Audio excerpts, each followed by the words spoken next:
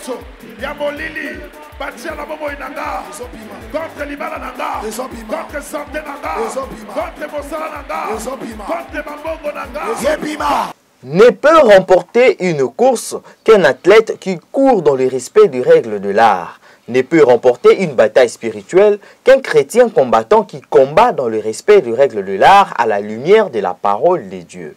Bien-aimés dans le Seigneur, bienvenue à votre émission « La pratique du combat spirituel ». Ici, nous mettons en exergue différents enseignements et techniques du combat spirituel en vue d'aboutir à une vie de victoire en Jésus-Christ.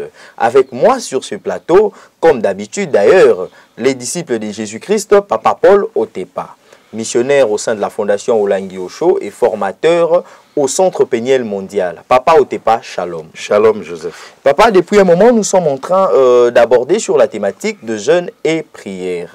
Nous avions passé au peine fin cette thématique et vu la délicatesse de cette thématique, nous nous sommes décidés de procéder cas par cas en vue de faciliter la compréhension de cette thématique de jeûne et prière. Exactement. Pour ce faire, nous avons commencé avec le cas de Daniel. D'un premier temps, nous allons parler du jeûne de Daniel et compagnie de 10 jours. Et d'un second temps, nous parlerons du jeûne de 21 jours de Daniel. Parlons du jeûne de Daniel et compagnie de 10 jours. Comment comprenez-vous l'attitude de Daniel et compagnie en considérant le mets du roi comme de la souillure? Oui, c'est une attitude normale parce que Daniel et ses compagnons étaient des jeunes juifs. Ils n'étaient pas babyloniens. Ce sont des jeunes juifs qui avaient le Dieu d'Israël comme leur Dieu. Alors qu'à Babylone, il y avait plusieurs dieux. Babylone symbolisait une nation idolâtre. Et c'est comme ça que Daniel et ses compagnons ont considéré que de l'idolâtrie ne peut pas sortir quelque chose qui soit sainte. C'est comme ça qu'ils ont considéré que tout ce qui était dedans était souillé. Alors, ils ont refusé de se souiller dans ces mets et le vin que les rois buvaient. C'était donc là une révélation de leur foi en Dieu et aussi de leur engagement envers les lois alimentaires juives. Tout à fait, parce que Babylone, en tant que nation idolâtre, il ne respectait pas les commandements de Dieu, il ne respectait pas. Et Daniel et ses compagnons savaient que ce sont des rebelles, que nous ne pouvons pas prendre part aux œuvres infructueuses des ténèbres. Oui, effectivement, et à titre informatif, nous pouvons aussi dire que dans l'Ancien Testament, les peuples juifs étaient soumis à une obligation selon laquelle il était formellement interdit de manger de la chair, donc de la viande, qui a du sang. Donc il faudrait passer par le processus de la kakérisation qui consistait à enlever les sangs de l'animal ou de la chair en vue de les consommer. Donc c'est aussi dans cette hypothèse où Daniel et ses compagnons n'ont pas voulu obéir au roi, mais plutôt à leur Dieu qui leur interdisait de manger comme le peuple païen le faisait. Parce que le peuple païen mangeait de la chair avec le sang, alors que le peuple juif avait une interdiction formelle de manger une telle viande. Donc, de la part de Dieu. Oui, oui, effectivement. Donc, papa, n'était-ce pas un manque de respect à l'égard du roi, le fait de refuser de manger la nourriture proposée par celui-ci? À mon avis, je ne pense pas, hein, parce que lorsque vous voyez toutes les adresses de Daniel à l'égard du roi, il s'adressait au roi avec beaucoup d'humilité, beaucoup de respect, même dans les refus. C'était vraiment un refus très adouci où il ne parlait pas avec arrogance.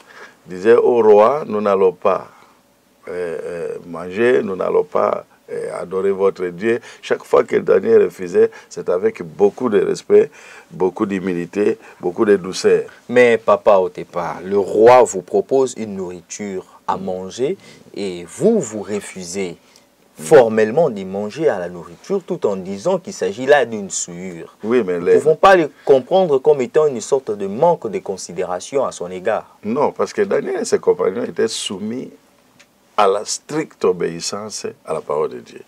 Ils ne pouvaient pas faire plaisir au roi. Ils ne peuvent pas plaire à un homme. Ils devaient respecter la parole de Dieu.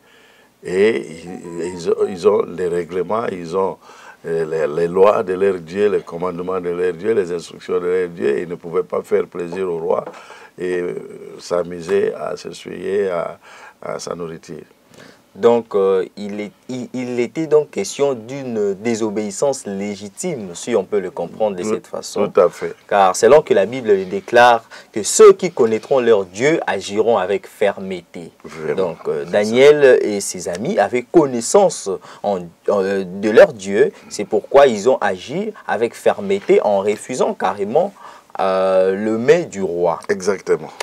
Papa, pourquoi a-t-il demandé à l'intendant du roi de leur donner des légumes et de l'eau? Est-ce que les aliments du roi avaient une force inférieure par rapport aux légumes et de l'eau? Non. Les légumes et de l'eau choisis par Daniel et ses compagnons étaient une sorte de gène d'abnégation. Nous avons vu dans les différentes sortes de gènes dans les émissions précédentes qu'il y avait les gènes d'abnégation qui consistent à choisir un type d'aliment parmi beaucoup d'autres. Par exemple, ils ont choisi les légumes. Et comme une autre personne peut choisir un autre aliment pour son gène. Et ils ont choisi les légumes avec ses compagnons. Donc ce n'était pas d'autres considérations. Ok, et aussi on peut le comprendre comme une sorte de miracle. Par exemple, le fait pour une personne de ne manger que des plantes ou ne manger que des légumes en lieu et place de viande peut engendrer dans le chef de la personne une sorte de diminution du taux d'hémoglobine. Donc la personne sera en perte ou en diminution de fer. Ce qui fera en sorte que la personne, normalement, donc scientifiquement parlant, ne pourra pas développer une sorte de bonne mine. Mais à la différence de Daniel, lui et ses compagnons qui mangeaient que de légumes ont fini par voir bonne mine par rapport à ceux qui mangeaient de la viande. Donc il s'agit là d'un miracle comme qui peut dire que Dieu honore ceux qui l'honorent. Donc Daniel et ses compagnons se sont décidés d'honorer Dieu et Dieu au finish les a aussi honorés en faisant en sorte que eux qui mangeaient que de légumes puissent avoir bonne mine par rapport à ceux qui mangeaient de la viande provenant de la table du roi. Leurs légumes étaient déjà sanctifiés par Dieu et c'est ce qui a conféré tous ces avantages-là que vous avez vus, leur bonne mine. Papa, comment analysez-vous l'attitude de l'intendant qui a fait droit à la demande de Daniel plutôt qu'obéir au roi? Oui, à cette question, nous pouvons lire un verset biblique, le Proverbe, chapitre 16, verset 7. Proverbe 16, verset 7, peut nous orienter. Proverbe, chapitre 16, le verset 7, je lis au nom de Jésus. Amen. Quand l'Éternel approuve les voies d'un homme, il dispose favorablement à son égard même ses ennemis. Parole du Seigneur. Amen. Voyez-vous, la voie empruntée par Daniel et ses compagnons était déjà approuvée par l'Éternel. Et quand l'Éternel a déjà approuvé, et que lui, l'Éternel, qui tient le cœur des rois, c'est lui qui incline le cœur comme il l'entend, il a fléchi le cœur de l'intendant pour accepter la demande de Daniel et ses compagnons. Effectivement. Il ne pouvait pas refuser. Effectivement. Pour vous compléter, toujours dans la même logique, on peut lire Proverbe 21, le verset 1er. Okay. La Bible dit « Le cœur du roi est un courant d'eau dans la main de l'Éternel. Il l'incline partout où il veut. » Exactement. Tout justement ce que vous venez de dire. Exactement. C'est cela qui a fait que l'intendant ne pouvait pas résister à cette demande de Daniel et ses compagnons. Au bout des 10 jours, ils avaient bonne mine par rapport aux autres. Comment l'expliquez-vous? Oui, mais je vous ai dit que la nourriture de Daniel et ses compagnons était déjà sanctifiée par Dieu. Oui. Ça, c'est d'abord un. Et aujourd'hui même, plusieurs spécialistes attestent que le légume fait partie des aliments les plus appropriés pour la santé des hommes. Et c'est bien prouvé, même scientifiquement. Donc, c'était une bonne nourriture qu'ils ont eu à manger pendant ce temps-là. Et ce qui a fait que leur santé étaient de très bonnes mines. Oui, cela se cristallise aussi même dans la parole de Dieu, dans le livre de Proverbes, chapitre 3, le verset 7 à 8. Si nous pouvons aussi lire, Proverbes 3, le verset 7 à 8. Oui. J'ai lu au nom de Jésus. Ne sois pas sage à tes propres yeux. Crains l'Éternel et détourne-toi du mal. Ça sera la santé pour tes muscles et un rafraîchissement pour tes os. Parole de l'Éternel. Et c'est même l'origine de la santé de Daniel et ses compagnons. Parce qu'ils se sont abstenus du mal. Manger les mains souillées. Ils se sont abstenus et le Seigneur a suscité la bonne santé. Parce que c'est sa parole. Effectivement. Et aussi par là, nous comprenons qu'il y a ou qu'il existerait une sorte de corrélation entre la foi et la santé humaine. Tout à fait. Tout Comme à fait. qui dirait un esprit sain dans un corps sain. Effectivement. Exactement. Donc, la santé physique est inhérente à la santé spirituelle. Oui. Une personne qui craint Dieu, c'est une personne qui doit être en bonne santé de manière permanente, selon qu'il est écrit dans la parole de Dieu. Je souhaite que tu prospères à tous égards et que tu sois en bonne santé de la même manière que prospère l'état de ton âme. Tout à fait. Papa Otepa, pouvons-nous affirmer que c'est ces jeunes qui a fait en sorte que Dieu leur accorde de l'intelligence? Non, pas seulement ces jeunes-là. Parce que Daniel et ses compagnons étaient des juifs, comme je l'ai dit tantôt. Et en tant que juifs, la Bible dit qu'ils étaient déjà intelligents. Parce que l'intelligence a fait partie des critères exigés par les rois babyloniens pour les choisir. Donc, c'est des jeunes gens, beaux de figure, intelligents. Ils étaient déjà intelligents avant de commencer à manger les légumes de Babylone. Donc, ce n'est pas seulement ces légumes-là qui a donné l'intelligence. Nous pouvons lire même la Bible. On peut lire un verset biblique, le psaume 119, le verset 130. Psaume 119, le verset 130, je lis au nom de Jésus. La révélation de tes paroles est claire. Elle donne de l'intelligence aux simples. Vous voyez, donc Daniel et ses compagnons étaient collés, attachés à Dieu, à la révélation de Dieu, à la parole de Dieu. Et donc, ils étaient intelligents, ils étaient éclairés. C'est pour ça qu'ils avaient même la capacité d'expliquer les rêves du roi, les songes et tout ça. C'est à cause de cet attachement à l'Éternel. Papa Otepa, pouvons-nous en déduire que pour avoir une telle intelligence, il faudrait ipso facto jeûner à l'instar de Daniel et compagnie? Oui, bon, avant de répondre à cette question aussi, parce que nous sommes en train de traiter les cas bibliques, on va lire dans Proverbes chapitre 9, le verset 10. On peut trouver une réponse par rapport à cette question. Proverbes chapitre 9, le verset 10, je lis au nom de Jésus. Les commencements de la sagesse, c'est la crainte de l'Éternel. Et la science des saints, c'est l'intelligence. Parole du Seigneur. Voilà, donc la science des saints, c'est l'intelligence. Qui sont saints? Ce sont les gens qui sont attachés à la prière et qui cherchent continuellement la face de l'Éternel. Parce que la Bible dit, tout est sanctifié par la parole de Dieu et par la prière. Donc, ces jeunes gens tiraient, leur intelligence tirait son origine dans la sainteté, dans la sanctification, dans l'obéissance à Dieu, dans l'attachement à la parole de Dieu, dans la recherche continuelle de la face de l'Éternel. Effectivement. Et c'est Dieu qui sait faire la différence entre ceux qui les craignent et ceux qui ne les craignent pas, a pu faire la différence pour ce qui est le cas de Daniel et de ses compagnons. Quelle est la principale leçon de ces jeunes? La leçon qu'il faut tirer de ces jeunes, de Daniel et ses compagnons à Babylone, c'est que il est possible qu'une personne gagne le salut, même dans les tourments, même dans l'influence de l'ennemi. Parce que la Bible dit, le monde entier est sous l'influence du malin.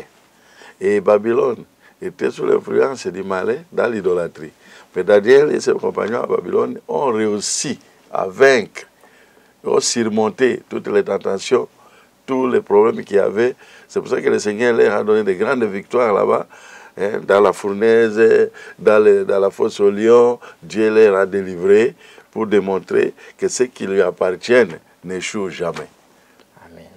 Donc, de manière laconique, nous pouvons dire que cela se résume à une sorte d'obéissance coûteuse. Tout à fait. Donc, Daniel et compagnie n'ont pas eu peur de la mort, tout en craignant Dieu au péril même de leur vie. Pourquoi le Seigneur les a soutenus jusqu'à la fin? Parce que la Bible dit, si tu te rattaches à moi, on te fera la guerre, mais ils ne te vaincront pas. C'est cela, effectivement.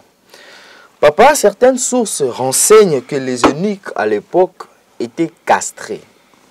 La question est celle de savoir si l'état de pureté de Daniel était dû du fait de sa castration ou de la présence du Saint-Esprit ou de sa conscience à craindre l'Éternel. Bon, moi, je n'ai pas encore lu dans la Bible, je ne connais pas là où on a écrit que Daniel était castré. Mais l'état d'un eunuque et d'un homme castré se rapporte au sexe. Or, le péché n'a pas seulement pour origine le sexe.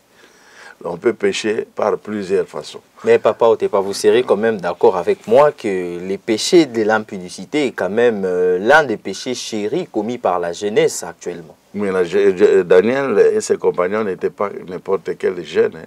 Ce sont des jeunes dont la Bible dit qu'ils craignaient l'Éternel dans leur jeunesse. Il n'y a pas de règles, comme on dit dans le monde, il n'y a pas de règles sans exception. Ces jeunes ici faisaient l'exception. Ils n'étaient pas n'importe quel jeune qui se laissait n'importe comment. C'est pour ça qu'ils ont résisté à toutes ces tentations-là. Justement, d'aucuns s'interrogent dans le but de savoir si leur état de sanctification ou de pureté était dû du fait qu'ils ne possédaient plus de libido. Donc, ils n'avaient plus de désirs sexuels, raison pour laquelle ils gardaient leur état de pureté. Non, s'ils étaient vraiment uniques de naissance, où ils étaient castrés, et donc rien ne pouvait leur arriver comme ça, sans que l'Éternel le permette, et ça ne peut pas dire que c'est à cause de ça, parce qu'ils avaient déjà la crainte de l'Éternel en eux. On ne peut pas commencer à s'imaginer en disant s'ils étaient normaux, comme les autres, ils allaient tomber nécessairement dans l'impudicité. Non, je dis que ce sont des jeunes gens qui faisaient exception, qui craignaient déjà l'Éternel depuis leur pays. Et à Babylone, ils n'ont pas voulu faire partie des œuvres infructueuses des ténèbres. Ils n'ont pas voulu contribuer ou participer. Ils se sont abstenus de tout suivre. Vous avez vu, on venait de dire tout à l'heure qu'ils ont même refusé de manger les mets du roi et la viande, le vin que les rois buvaient. Tout simplement pour craindre, pour éviter la souillure. Et je ne crois pas que même si ils étaient des hommes normaux, encore qu'il faut vérifier s'ils n'étaient pas normaux, parce que je n'ai jamais lu dans la parole de Dieu là où on a dit que Daniel était castré avec ses... Voilà. C'est ce qui se raconte. Et tout ça, c'est des choses qui se racontent, mais je sais que celui qui craint Dieu évite le péché. Donc, on peut craindre Dieu tout en étant jeune. On peut vivre dans la sanctification tout en étant jeune. On peut vivre dans la pureté tout en étant jeune. On peut gagner le salut tout en étant dans le monde. Effectivement. Donc, comme la Bible le dit, nous sommes dans ce monde, mais nous ne sommes pas de ce monde. Donc, nous sommes ici comme de pèlerins. Et à la fin de notre parcours, nous finirons par rejoindre notre terre qui est le ciel. Merci beaucoup, Papa Otepa. Nous sommes déjà à la fin de ces numéros. Nous devons donc nous séparer déjà pour une prochaine séquence. Nous vous remercions beaucoup pour votre fidélité et nous allons nous revoir à la prochaine. Bien-aimés dans le Seigneur, vous aviez été nombreux à nous suivre. Nous sommes toujours dans le cadre de notre thématique sur le jeûne et prière, mais beaucoup plus particulièrement, nous nous sommes attelés sur le cas de Daniel. Nous avons ici examiné le jeûne de 10 jours fait par Daniel et compagnie et nous avions vu le retombées de ces jeûnes dans leur vie.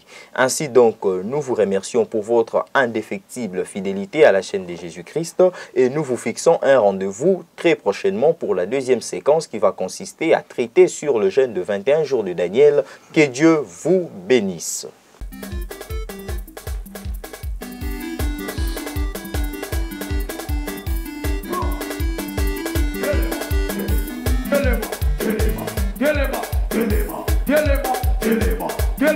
Point de contact nyoso ya molili batia la momo inanga contre libala nanga contre santé nanga contre mosala nanga contre mambongo nanga